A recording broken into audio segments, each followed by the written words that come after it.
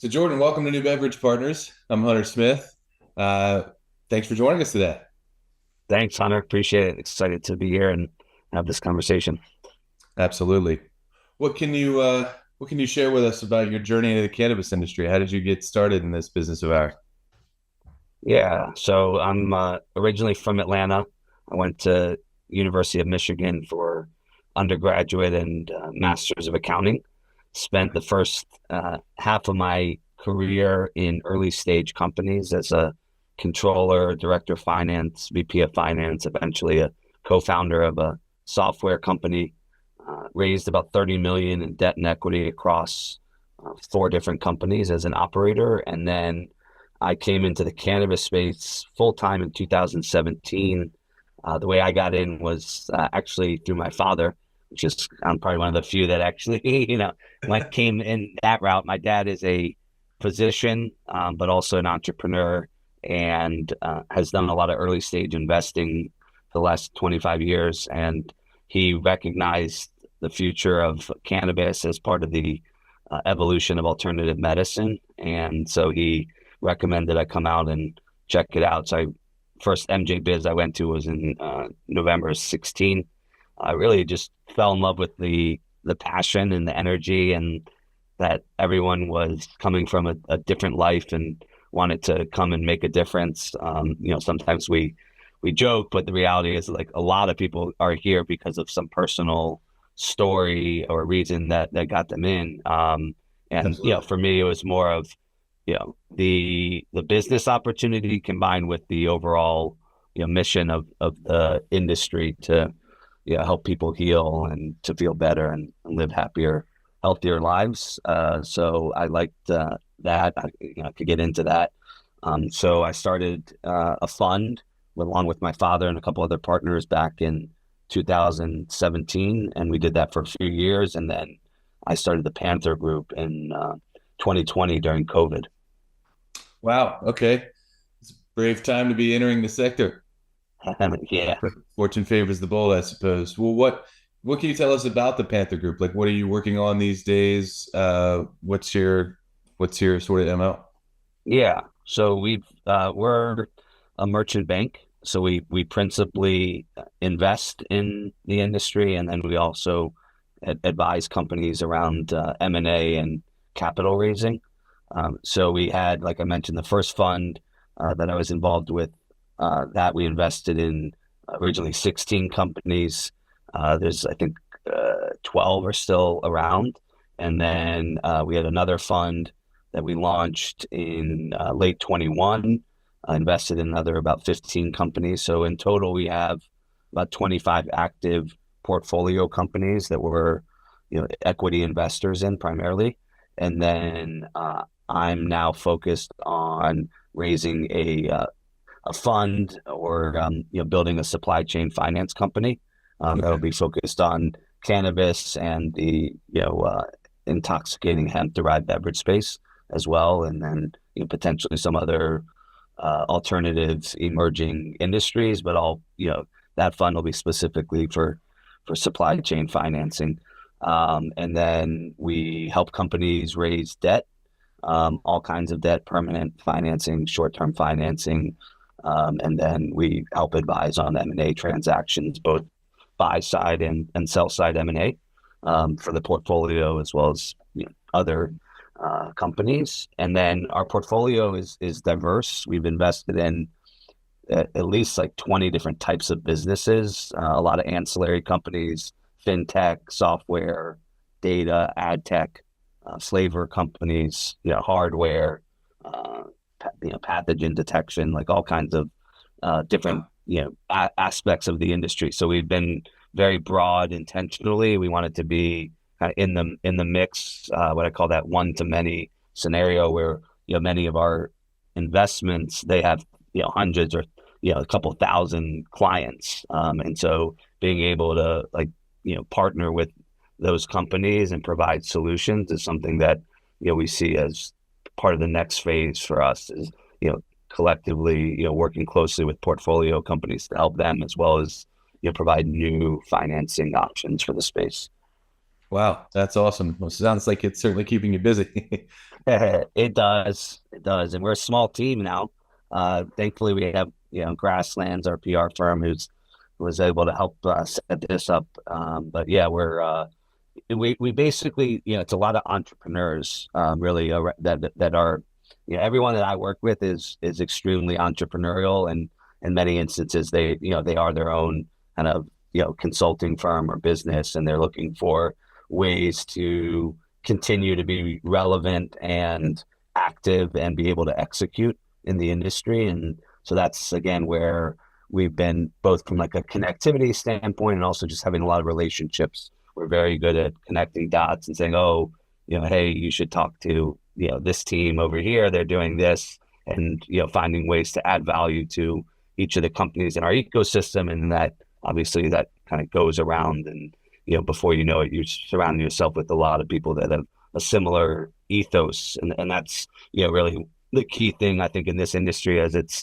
continuing to evolve and emerge. And we saw a lot of challenging times, and people who either had unrealistic or bad intentions. And now I think we've settled down to the point where most of the people who are still in the industry, either they're thriving or they're surviving. And if they've been able to survive to this point, they've got one of a few options. But a lot of that, and again, kind of points to that M&A, where I do see a lot of consolidation happening in the space. And so I always encourage entrepreneurs and operators and business owners to be really realistic and kind of do that full 360 of where am I now, where have I been, where could I possibly go, what are the challenges that are likely to continue to exist in this space, because they're not all gone by any means. So I think a lot of the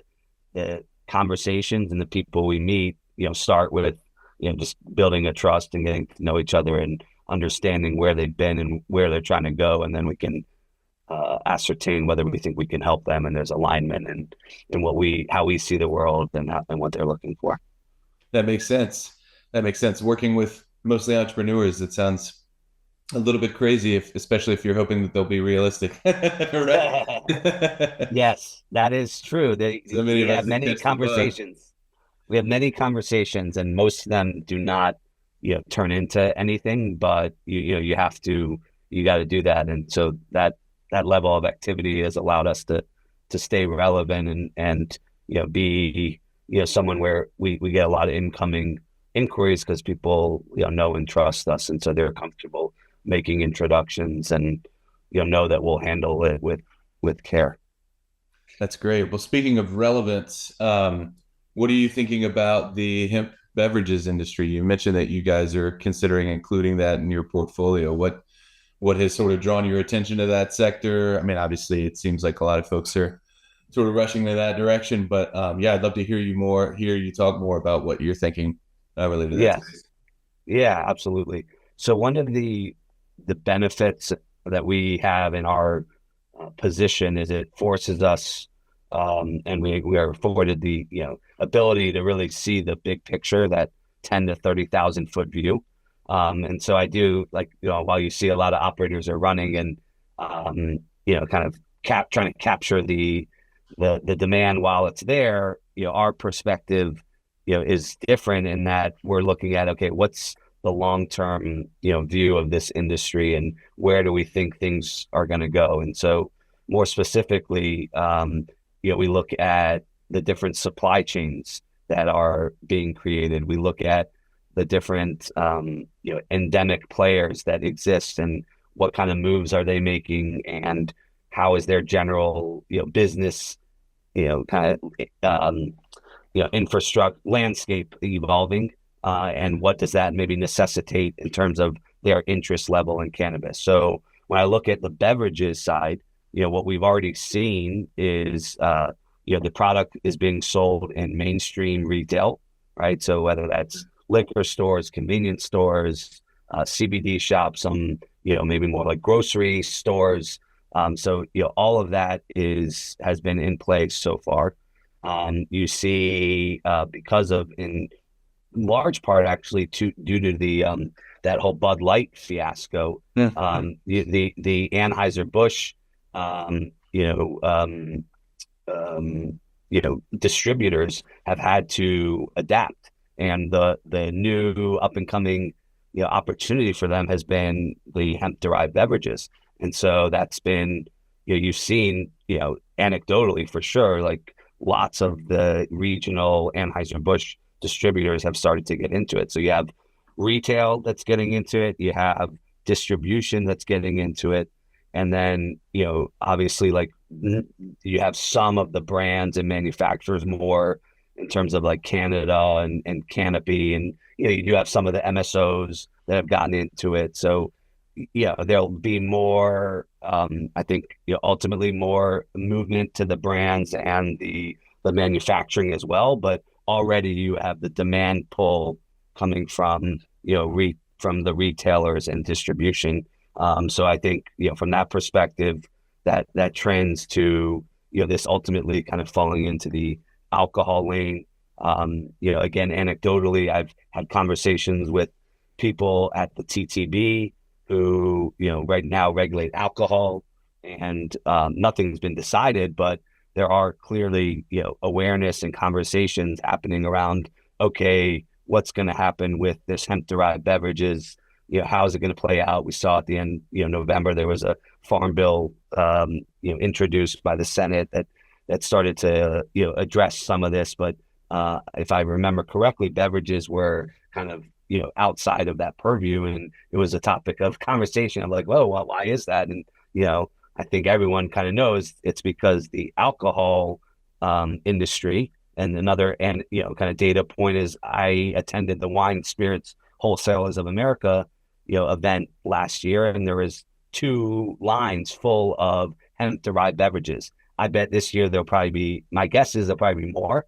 But even so, it's definitely on the radar of the alcohol industry. They've made, they've sent letters, over the last year and a half, saying that it's a danger and a threat to young people for this not to be regulated. And naturally, who's best to regulate it than, alcohol distributors have been, doing it for 100 years. So they're angling for, their piece of it. So I think that's where all of those factors adding up and where the money is kind of flowing says to me that alcohol will ultimately absorb a lot of the cannabis or hemp derived beverages, and that's already happening. And that's the lane that we're seeing, a number of businesses, working towards and looking at a potential exit is, to be acquired by one of those players. Now that's a whole nother conversation around, the likelihood and, kind of viability of, acquisitions of some of these companies. That's a different story. But in terms of the, viability of the underlying, beverage sector, and it now becoming a way for mainstream, people to adopt it, and they don't have to walk into a dispensary. They can grab it when they're at their, other store that they're already, in.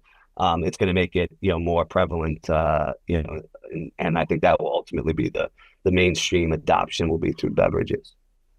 Yeah, I think that makes sense. I mean, it certainly, like it seems intuitive, right? If these businesses like the Anheuser-Busch distributors you mentioned have been doing this for 100 years, right? They've been compliant. They've been working with state, local, and federal regulators for decades. They also sort of either own or control a lot of the access to market. So there's that sort of obvious factor. It's interesting that you mentioned that they had sort of some losses to backfill related to Bud Light. It's interesting that the way that timing sort of lines Yeah. up with the growth Yeah. of the hemp sector.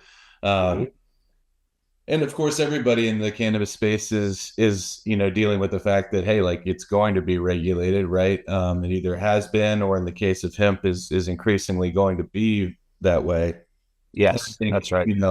having come from the beer world, I think it's good for folks to understand that in many ways that regulation comes with market access, right? Yeah. That while it might seem a little daunting to have something like the TTB step in and take over, so we sort of like take over this cottage industry, or the way that's at least how it feels to me right now. But then understanding that some of that government oversight is one, like you say, like it keeps products and regulations and people safer, but also the more that it gets the sort of seal of approval, the more places it can be, right? So instead of the C-store display fridge or the smoke shop, now you'll also see it potentially if it goes that route, and then the Krogers and Walmarts of the world. And obviously for a sector that's exploding, it hasn't even touched that degree of market access. So if it's blowing up now through your Total Wines and e-commerce, but to have those major Main Street retailers have them, it would be a whole another level, so to speak. Yeah. And I'm privy to conversations where some of those channels are opening up. So it's not far away, That's wild. Yeah, it's not. It's really not. So yeah, but like you said, the regulation is still going to evolve. It's right now it's a patchwork, and hopefully that will resolve itself because it makes it harder, obviously, for operators to have to deal with that.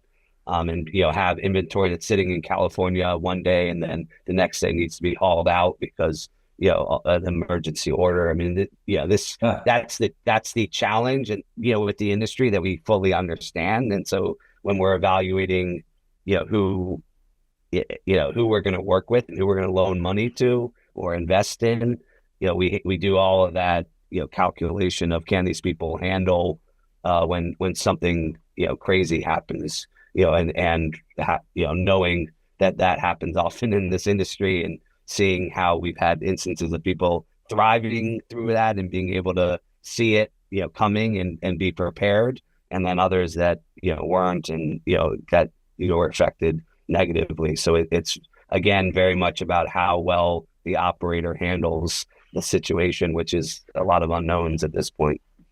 Yeah, I guess there's the sort of bold and intrepid entrepreneur, and then there's the bold intrepid entrepreneur that also has the resiliency to sort of get defeated around every corner seemingly, and still just kind of look for the opportunity or for the next move. That makes sense. Yes. And speaking of next moves, what are some of the future plans for Panther Group? Like, um, what do you think the next couple of years look like for you all? So, we'll continue to be really involved in the cannabis industry. We are hopeful that federal regulation, rescheduling as well will happen, and that will be a major impetus for new capital to come in to the space. So when we started investing in the industry in 2017, the idea was to build up these companies and then there to be, I'll call it, a bubble, but some sort of excitement around the industry and to sell into that. And so effectively, that's going to be a post rescheduling move. So depending on when that happens and the rules and how quickly money pours in, will determine, frankly, like what activities we're busy with. Is it M&A? Is it debt? Is it both?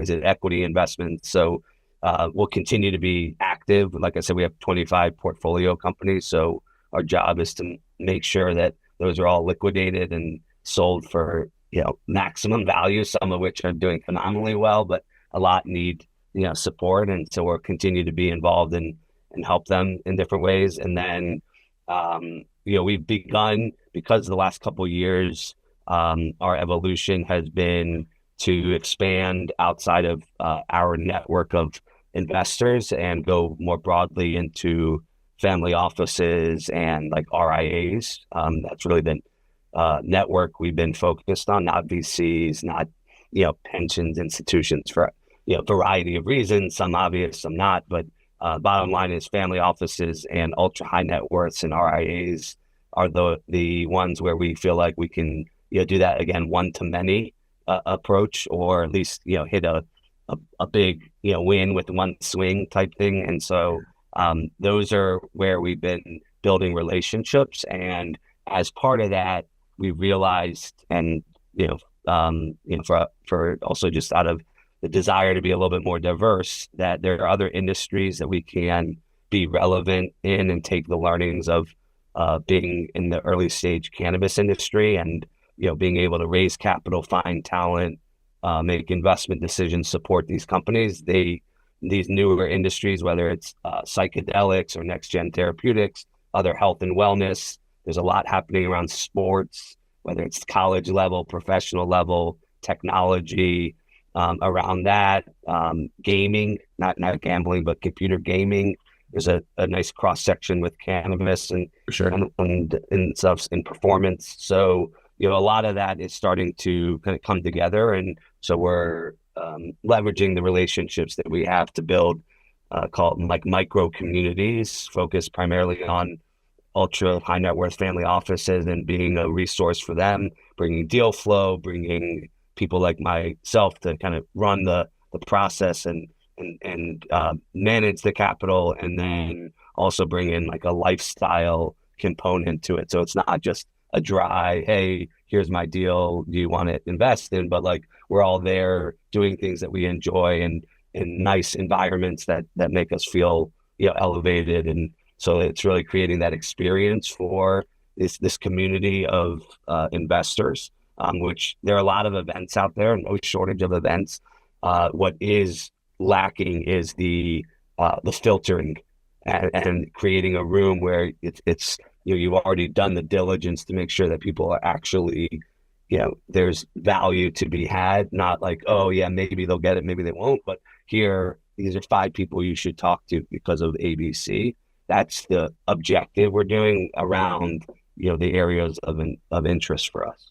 That makes sense. So more than just sort of this scattershot, hyper objective investment opportunity, but a network of like-minded people looking to do similar types of things with their careers or their funds. That That's makes right. sense. Yep. Makes In sense. their lives, like philanthropy and travel and things like that. So it's really it's building relationships. It's creating the environment to build in-person relationships around. So I'll be focused in Atlanta, where my network is. There's people who have network in Ohio that I'm partnering with, another guy in Connecticut, and then we'll cross-pollinate, right? So that, what's going on over there? We've got these interesting things happening. Okay, great. Let's figure out how to collaborate with the group in Atlanta because of X, Y, or Z or ABC person. So it's also taking, these connecting disparate cities by having those like-minded people bringing, people together all under kind of the same premise. That's awesome. That makes a ton of sense. Well, where can people go to learn more about Panther Group and what you guys are up to and follow your progress? Yeah, so we're active on LinkedIn, so definitely connect with me and follow our page, and then our website, thepanthergroup.co. That has a lot of the services we offer, companies we've been involved with, media, kind of interviews like this that we've had, and yeah, we also put out like different like ebooks and checklists and things like that to provide some value around investor preparedness and understanding what it takes to get capital in this environment. It's always evolving. So this year is focused on M&A and debt. In the past it was more around the equity funds in our portfolio companies that we are raising capital for. So it's kind of evolving all the time. And again, that's where we work with Grasslands to help us both create content and get the eyeballs in conversations to spread the word. So we're excited to always have these conversations. Beautiful. So panthergroup.co. And man, Jordan, thank you so much for taking the time to talk to me and for appearing on New Beverage Partners. This has been a lot of fun. Look forward to watching your journey and seeing how you guys continue to operate. And we'll certainly keep you posted on the Highly Capitalized Network. Yeah, please. I'd love to join back in 6 months or a year and compare notes again of how our involvement in the beverage space has gone. That'll be a lot of fun. That'd be excellent. And see if some of those parties like the TTB have gotten involved. Exactly. We'll see. Awesome. Well, thanks so All much, right. man. Take care. It's great talking. Thank you, Hunter. You too.